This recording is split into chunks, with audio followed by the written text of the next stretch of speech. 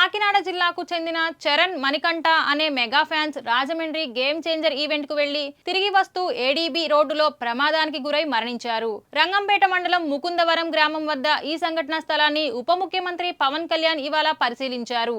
పిఠాపురం వెళ్తూ మధ్యలో ఆగి ఈ స్థలాన్ని పవన్ పరిశీలించి వివరాలు అడిగి తెలుసుకున్నారు.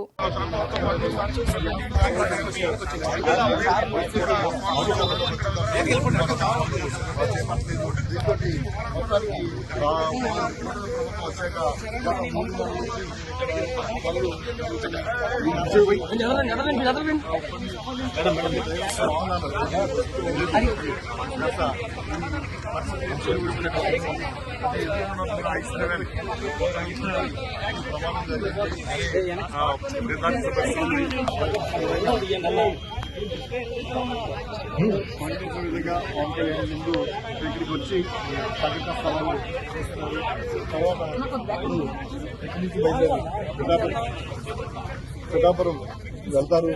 పిఠాపురంలో ఇక్కడ గోకులాన్ని ప్రారంభిస్తారు. ఆ తర్వాత సంక్రాంతి సంబరాలు పాల్గొంటారు.